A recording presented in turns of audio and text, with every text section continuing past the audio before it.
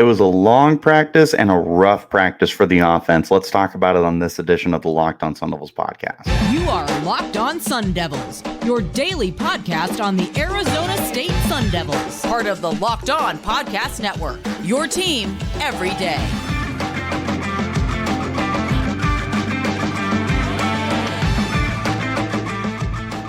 Hello and welcome back to the Locked On Sun Devils podcast, part of the Locked On Podcast Network, your team every day. My name is Richie Bradshaw, and I will be your guide for everything Arizona State Sun Devils. Thank you guys, as always, for tuning in, and thank you especially to my everydayers who are here every day. Remember, wherever you're getting those podcasts, to hit like and subscribe and turn on notifications so you get an update whenever we post new content, and stay in touch with that content by following me on Twitter at RichieBrads36 and the podcast as well at LO_Sun Devils. These days, every potential new hire can feel like a high-stakes wager for your small business. That's why LinkedIn Jobs helps find the right people for your team faster and for free. Post your job for free at linkedin.com/lockedoncollege. Terms and conditions apply. All right. We are right back to recapping practices, and this was an especially long practice, and I don't mean that in terms of like the heat made it longer. I mean that very literally. This was just about a 3-hour practice. So when we show up, the media is allowed onto the practice field at 9 a.m. sharp. The players start to roll up around 8:30. And they don't go back there and just hang out. They're stretching and they're getting ready to go. So between 8:30 and 8:45, when all the players arrive, they're already getting ready to warm up and practice for the day. We finished after 11:30. So it was probably about 11:40 or so when we wrapped up. So for the athletes, they went just about 3 hours worth of practice, and they were only in shells. So, only the shoulder pads and the helmet. So it's not like they were all decked out and whatnot, but they were still going really hard. And you could tell that this was definitely a tougher practice for them. There was a lot of like coaches that were trying to get everybody animated again. And they were talking about, jog off the field, don't sprint off the field. It kind of plays into your favor of, they can't snap the football, stuff like that. Like there was just an emphasis on how you need to carry yourself and how you need to execute yourself, even when you're being tired and whatnot. So there was a lot of that. And I think that was a really good thing for them to kind of emphasize those points and get that through the players' heads as far as what they need to do, how they need to conduct themselves, all that good stuff, especially because it's going to be long days. It's going to be hot days. So this is just another day for them. I also feel like they're going to be preparing them as they get ready to head up to Tontozona starting on Thursday. So they've got 2 more practices down in the valley before they're up there Thursday, Friday, and Saturday, and then return on Sunday.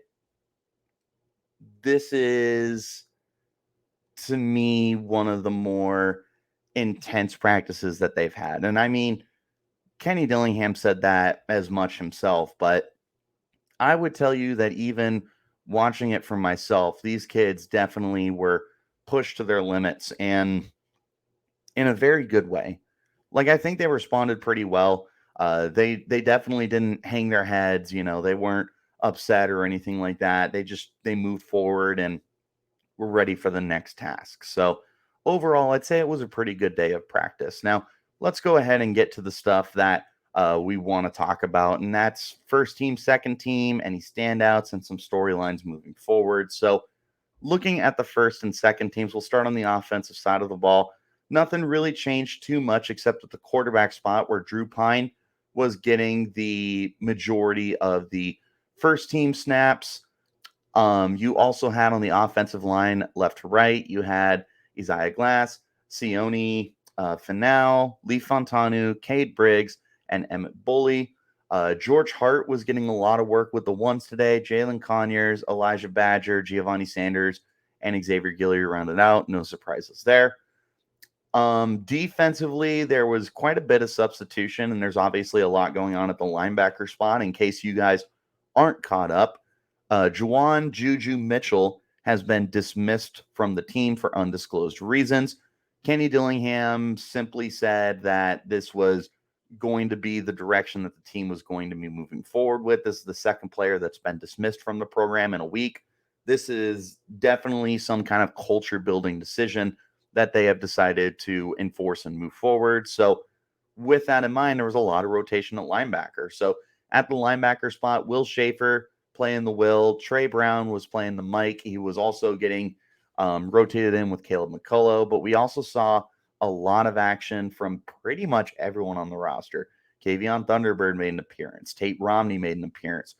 James Jonkum was on the field. Crew Jackson continues to get rotated out. Like, you pretty much saw everybody on the field for the linebacker spot, but it was mainly the Trey Brown show. On the defensive line, nothing we haven't seen. BJ Green, Clayton Smith at the edge, Deshaun Mallory, Anthony Cooper on the interior. In the secondary, again, nothing too crazy here. Ro Torrance was the starting corner, obviously. Across from him, it's been back and forth between Ed Woods and Mason Williams. Ed Woods definitely got a lot more of the Team 1 reps today compared to Mason Williams, who was seen more with Team 2. But that didn't stop either of them from playing very well when they were on the field, no matter who they were going up against. Nickel, Jordan Clark, that's not changing. Safety, Xavier Alford was one safety, and then across from him, it was kind of rotated between Shamari Simmons and Chris Edmonds. This is a nice sign to see because Chris Edmonds feels like he's been kind of locked on the second team, but he was getting a lot of work with the first team guys. They were rotating him and Simmons out, so great news there. Obviously, lots of rotation throughout the defense. Prince Dorbaugh was able to come out. Elijah O'Neal saw the field. D Ford, one of the nickel corners for the team, was actually getting some work on the outside. I thought that was interesting. Roman Rashada was on the field a lot today. He almost had an interception, but he dropped it, just let it hit his chest. It's the classic, that's why they play defense kind of stuff. Like, it is what it is. It's funny more than anything. But yeah, those are like the starting teams with lots of rotation. And the defensive interior, I mean, Sam Benjamin and Tristan Monday are one of the more common rotations that we're seeing. CJ Fight is the other prominent guy.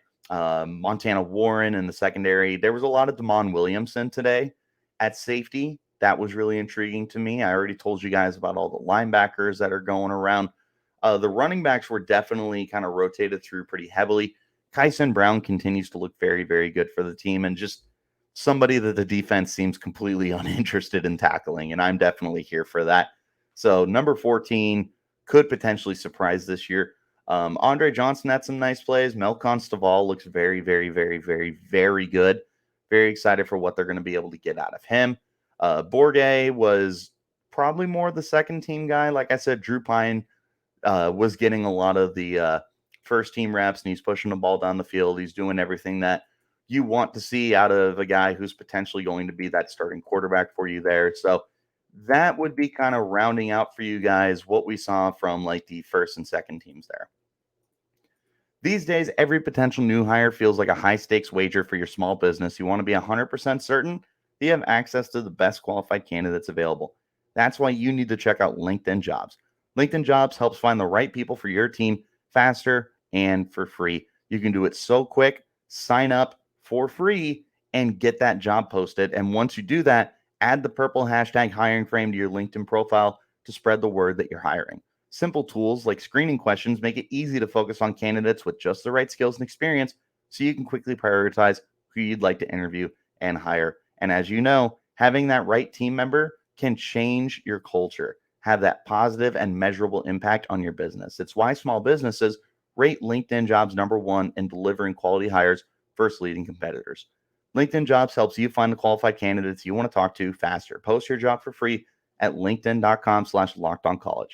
That's linkedin.com/lockedoncollege to post your job for free. Terms and conditions apply. All right, guys. Thanks as always for tuning in. Wherever you get those podcasts, hit like, subscribe, turn on those notifications. I will be giving you free content for catching you up on everything that's been going on in training camp. You won't want to miss it. All right, let's talk about some standouts.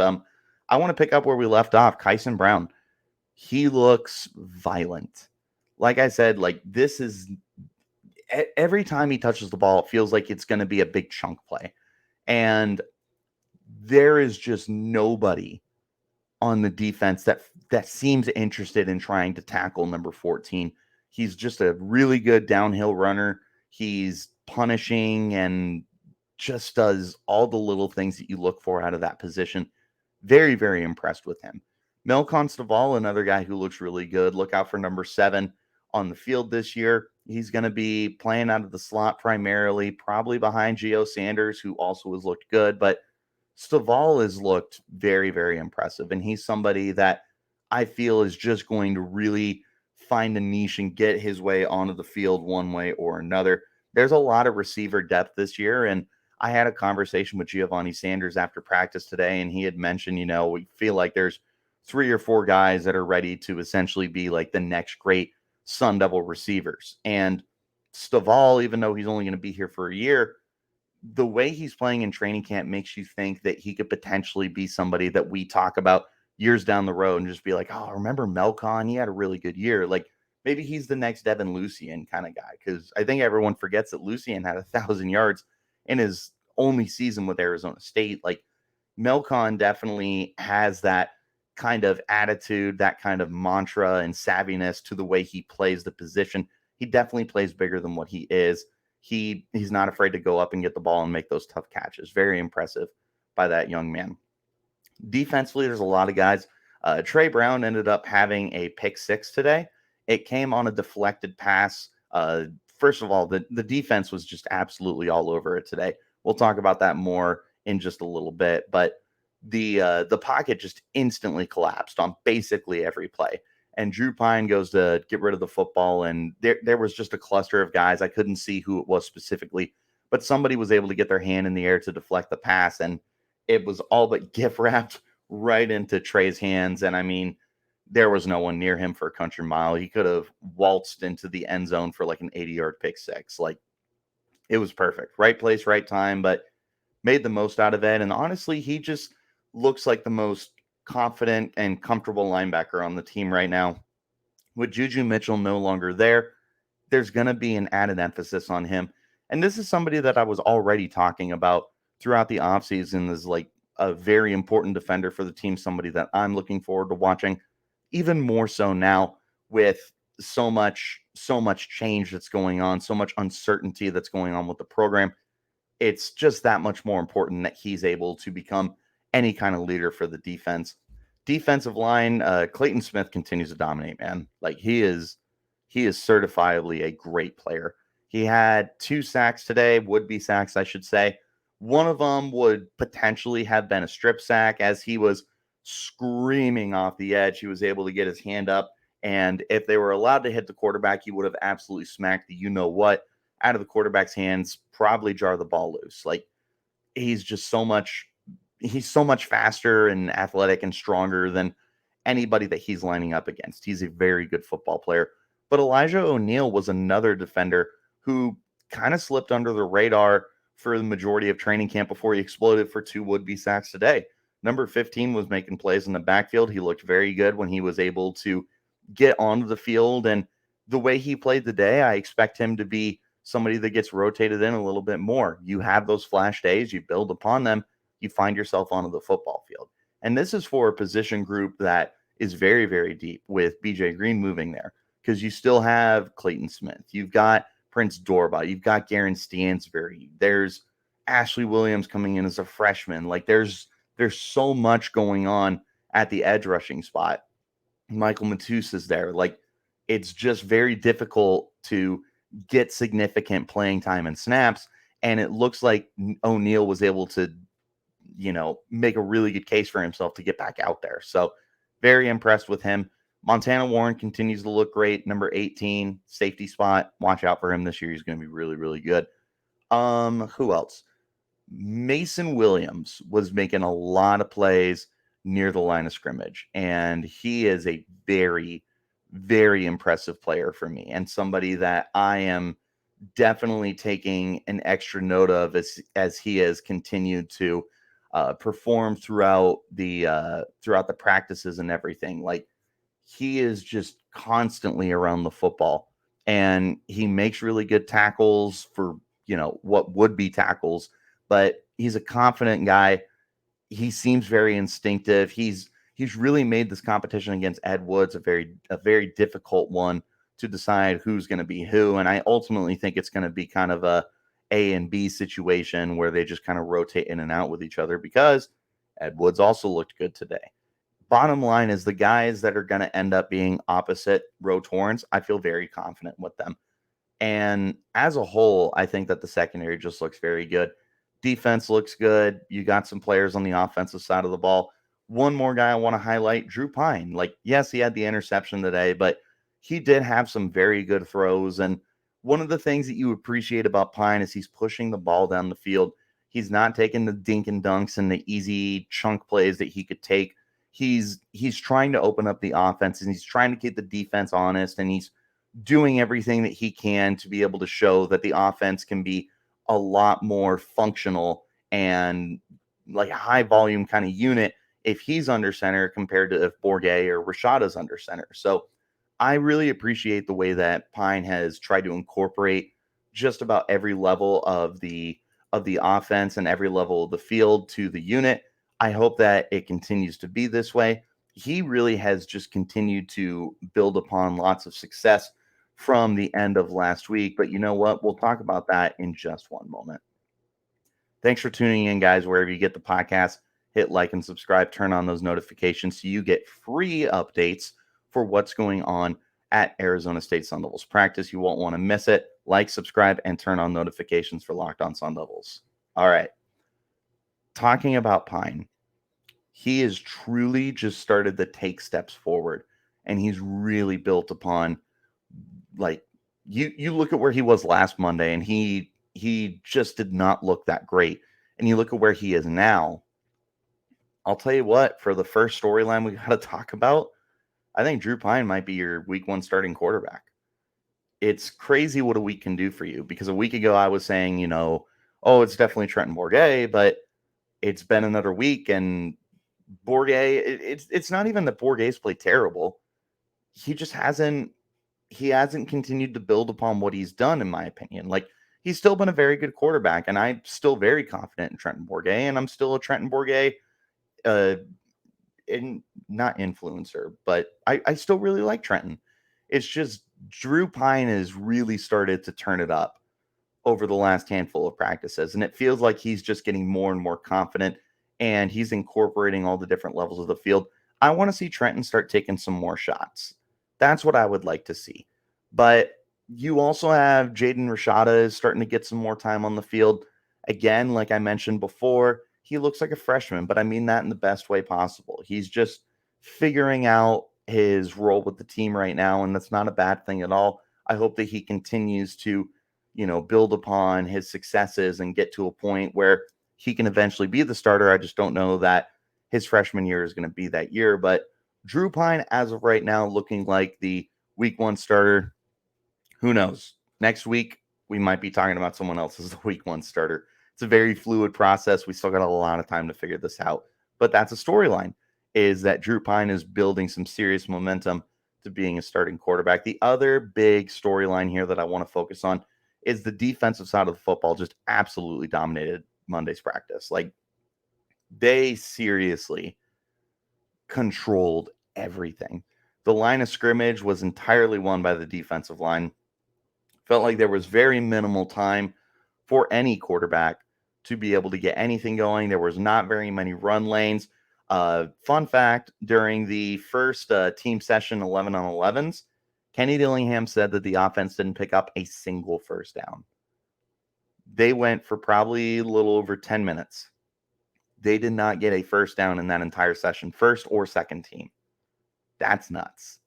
But I mean, seriously, if you were there, you would understand it. Like, there was not much the offense was able to accomplish. And it starts to generate that conversation of, is the defense really good or is the offense really bad? Maybe it's a little bit of both. Don't really know. But for now, what we can say is the offense is working some things through, and the defense is confidently taking advantage of that. it is what it is. It's an iron sharpens iron kind of mentality. I know that's feeding a fed horse with how many times I've said that and will continue to say that, but it truly is that kind of situation where you're just looking for these guys to be able to make each other better, challenge each other, and hopefully start getting more well-rounded practices. Don't get me wrong, the offense has had good practices. They've had standout days. It's just that the defense has definitely had more standout days compared to the offense. And that's just kind of the direction that we're trending right now, is like the defense has just found a way to stand out so much brighter compared to the offense. And again, you're left wondering what it is. Is it a bad offense? Is it a great defense? Is it maybe a little bit of both? Is it 60-40, 70-30? What's going on?